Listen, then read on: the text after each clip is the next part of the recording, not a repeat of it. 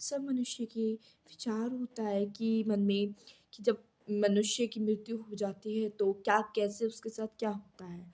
तो गरुड़ पुराण में विस्तार से बताया गया है कि मनुष्य की मृत्यु के बाद यम यमराज के यमदूत आते हैं और उसके ऊपर यमराज के पास ले जाते हैं और पाप पुण्य सब देखते हैं उसका। फिर 24 घंटे बाद उस आत्मा को अपने घर भेज देते हैं।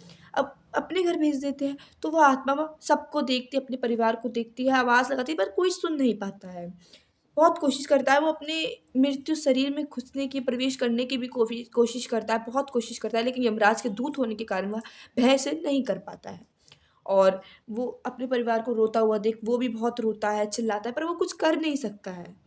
और जब ये सब होने के बाद 10 दिन का पिंडदान होता है, तो उसे अपने यमलोक का सफ़र जारी करना होता है, लेकिन वो इतना बलवान नहीं होता है कि वो यमलोक का सफ़र तय कर सके। तो जब वो 11वाँ और 12वाँ पिंडदान होता है, तो उससे उस आत्मा का शरीर बनता है, मुख बनता है, पैर बनते हैं और हाथ सब कुछ बनता है।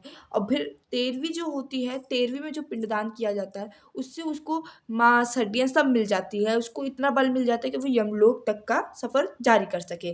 तो जो 13वाँ होता है तो यमलोक का सफ़र 12 महीने यानी 365 दिन 1 साल लगता है उसको यमलोक का सफ़र करने में। जब वो वहाँ पहुँचता है, यमलोक की तपस्या मतलब सफ़र करता है, तो जो 13 दिन पिंडदान होते हैं, तो 1 साल तक उसे भोजन मिलता ही रहता है, मिलता ही रहता है, मिलता ही रहता है।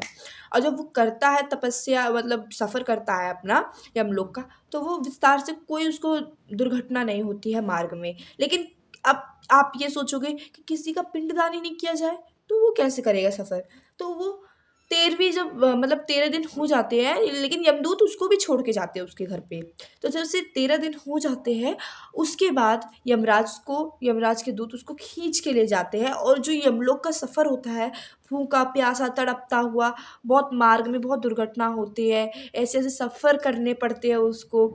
मतलब वो चीखता है, चिल्लाता है, माफ़ी माँगता है, अपने कर्मों को सोच के रोता है।